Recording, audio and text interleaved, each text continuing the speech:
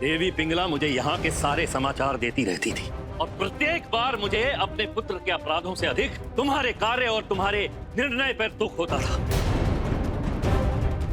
ना केवल तुम, तुम्हारी पत्नी, अपितु तुम्हारे ये नवरत्न भी मेरे पुत्र का उसके सम्मुख ही उपहास करते हैं।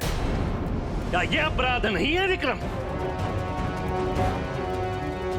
एक युवराज का, साम्राज्य के राजकुमार का, चाहे वो कितना भी अक्षम क्यों ना हो, सबके समक्ष उपहास किया जाए, यह कहां तक उचित है विक्रम? ये सिंहासन सौंपते हुए मैंने तुम्हें कहा था कि भारमल का ध्यान अपने पुत्र के समान रखना, किंतु सिंहासन मिलते ही तुम बदल गए। ना तो तुम एक भाई रहे, ना काका रहे और ना ही पिंगला के देवर। तुम तो एक पल में सम्राट बन गए, चक्रवर्ती सम्राट विक्रमादित्य।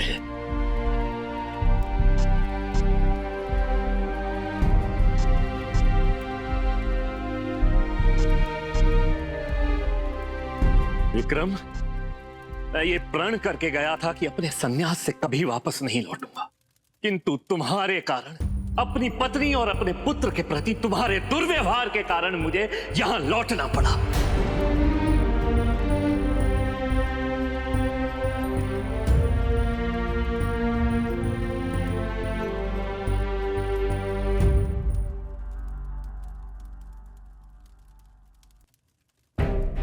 क्षमा कीजिए भैया, किंतु हमने आज तक कभी किसी के साथ कोई भेदभाव नहीं किया।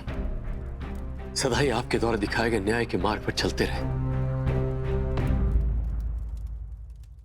विक्रम, क्या मैंने तुम्हें यह मार्ग दिखाया था कि तुम मेरे ही पुत्र को, उज्जैनी के युवराज को, साम्राज्य के भावी सम्राट को मृत्यु दंड दे दो? राजद्रोही केवल राजा का शत्रु नहीं होता है, बल्कि संपूर्ण प्रजा का शत्रु होता है। इसलिए हम उज्जैनी नरेश चक्रवर्ती सम्राट विक्रमादित्य, देवी पिंगला और भारमल को मृत्यु दंड का आदेश देते। कि तो भैया भारमल ने अपराध ही ऐसा किया था। अपराध? विक्रम, अपराध को देखने की प्रत्येक मनुष्य की अपनी अपनी दृष्टि होती है।